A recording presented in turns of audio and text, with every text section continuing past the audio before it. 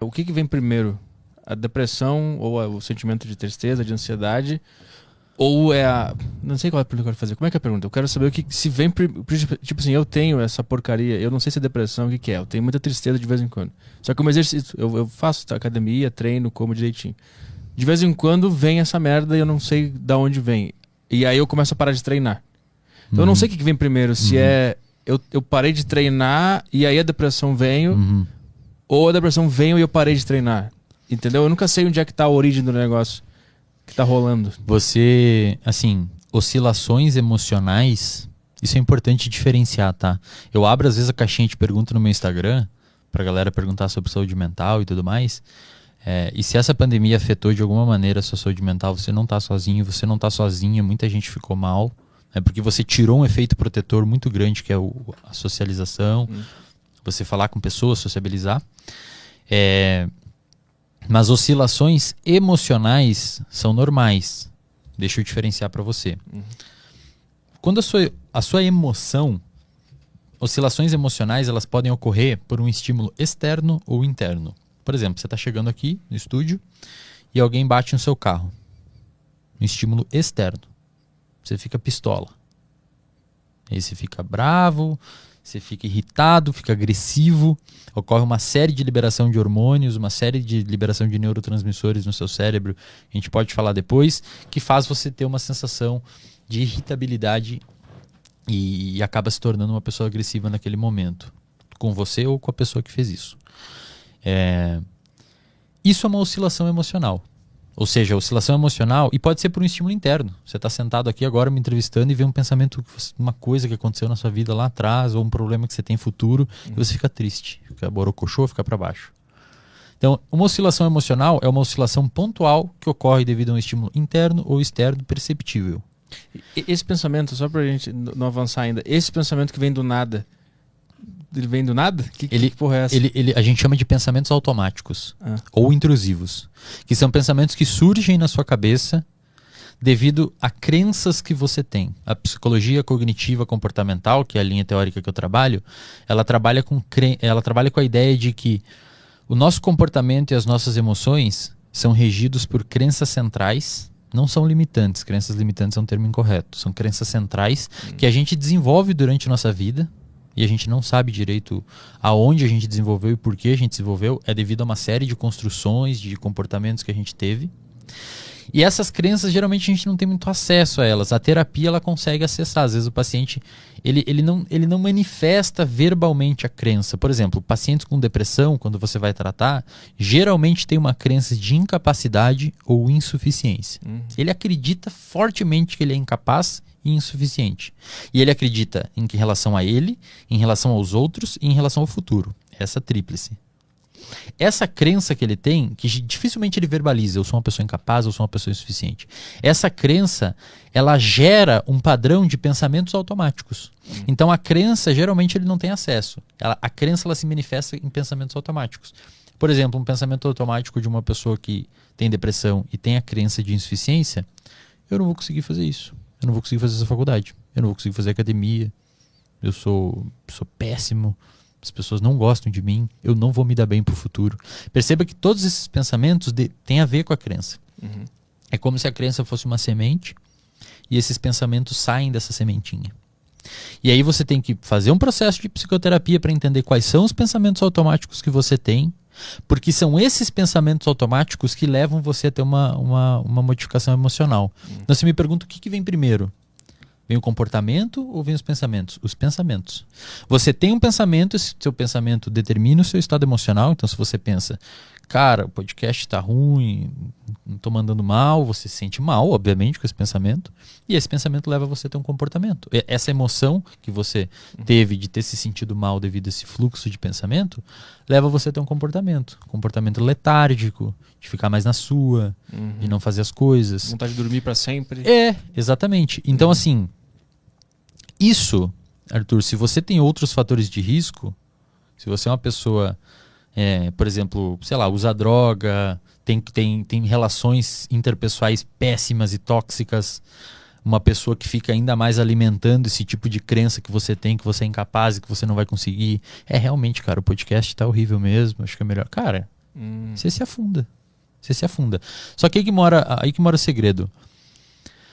Essa crença, na maioria das vezes, ela é disfuncional. Ou seja, ela não tem base na realidade. Eu já atendi pacientes com depressão que têm crenças de incapacidade que estavam fazendo residência em medicina, que estavam administrando empresas de mais de 100 funcionários. Como é que uma pessoa dessa vai ser incapaz? Ela pode não se dar bem em um aspecto da vida dela, mas não é uma pessoa incapaz. Pô, construiu uma empresa de 100 funcionários, velho. Mas elas relatam também que elas enxergam, assim, tipo assim, esse cara especificamente, ele enxerga a empresa, ele vê que ele consegue mandar bem nas 100 pessoas ali, ele gerencia tudo, mas ele acha que aquilo ali tá por um fio de ser descoberto que ele tá mandando mal na verdade. Exato. É isso, né? Também. E a crença, ela é uma situação que ela se liga e desliga. Então, na terapia, a gente monitora a atividade da crença. Então, você vê que o paciente, às vezes, ele relata. Você faz uma educação do paciente, explica para ele. Isso que a gente está falando aqui, você explica tudo em terapia para o paciente. Tem a crença, você desenha, eu tenho os slides que eu mostro para o paciente e tal, para ele entender essa dinâmica. E você pergunta, hoje você considera que a sua crença está quanto ativa? 80%. E aí você vê que o comportamento da pessoa cai. Aí um dia a pessoa está eufórica, melhora, quanto que está a sua crença? 20% ativa. Quase não está me incomodando. E aí você ensina a pessoa a lidar com aquilo. A terapia, ela é um processo, antes de mais nada, educacional. Tá? Que deve ser aplicada especialmente em oscilações de humor. E aí, terminando de responder a pergunta lá atrás, oscilações emocionais que ocorrem devido a estímulos internos e externos, bater o carro ou pensar no podcast, pode te deixar ficar mal, pontualmente, depois você melhora. A pessoa me pergunta, Eslen, acordei bravo e fui dormir feliz, sou bipolar? Não, você não é bipolar. Você teve uma alteração emocional que é perfeitamente normal. Anormal seria se você não tivesse essas oscilações emocionais. Você acorda mal, às vezes você acorda mal, você vai dormir mal, fica bem de meio-dia, enfim, qualquer coisa assim. Agora, se essas alterações emocionais ocorrerem e perdurarem no tempo e intensidade, aí é uma alteração de humor. Tanto é que nos manuais de diagnóstico, em psicologia, a depressão é um transtorno de humor. Não é um transtorno emocional. É um transtorno de humor. Ou seja, o seu humor altera. Você fica triste por muito tempo. Você fica triste numa intensidade maior por tanto tempo. Aí você precisa ter um ajuste no que está levando você a ter esses comportamentos de tristeza, essas emoções, esse humor triste. E como que você está se comportando principalmente frente a isso. Por quê? Porque as pessoas em depressão, elas tendem a ficar hipoativas. Justamente, não saem, não vão à academia. E um dos principais tratamentos, hoje padrão ouro, do ponto de vista científico, em publicações científicas, para tratar a depressão, é chamado de ativação comportamental. Que é o quê?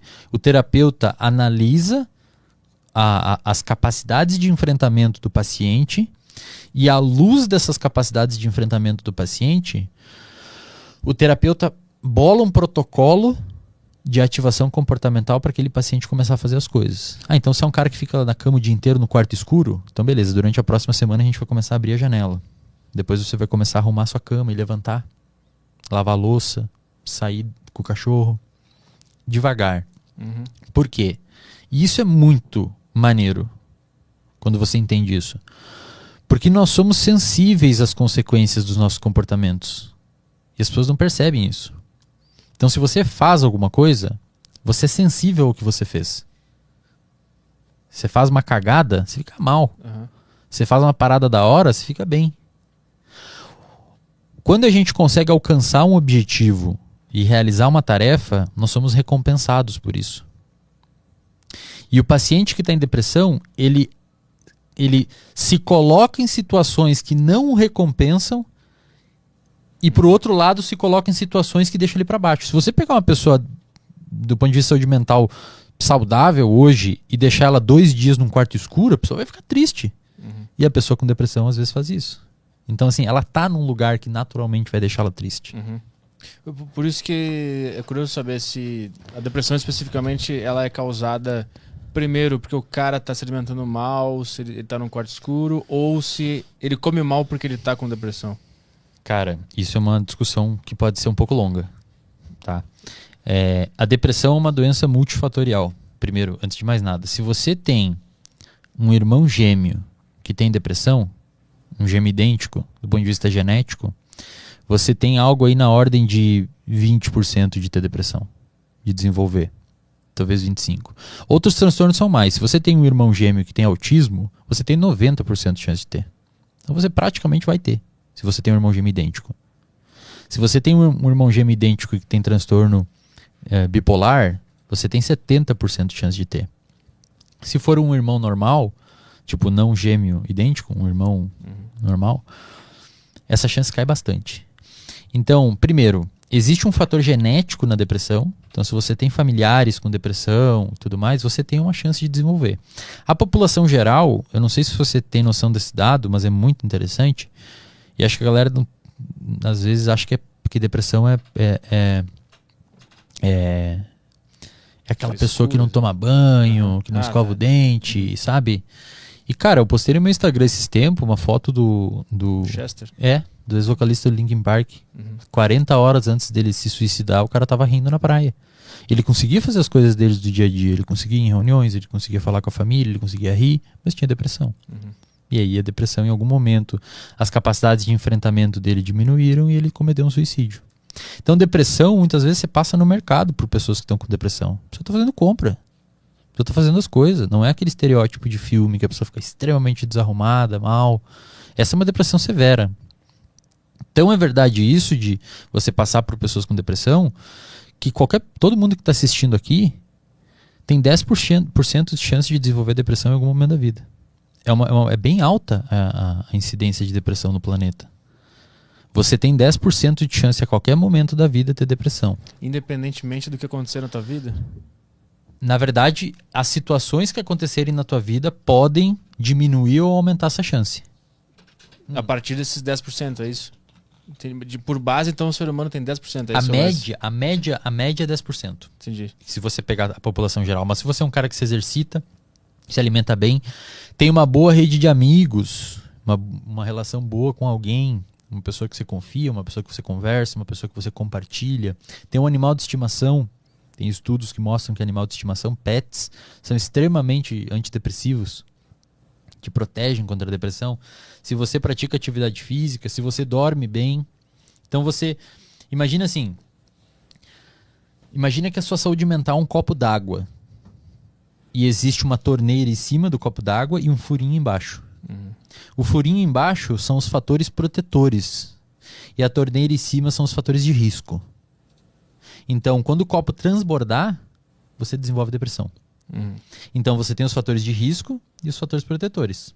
Se em algum momento a torneira abrir demais e o furinho continuar pequeno, vai transbordar. Ou seja, se os fatores de risco aumentar em relação aos protetores, você pode desenvolver depressão. A pandemia meio que quebrou o cano da torneira ali e despencou a água dentro do copo.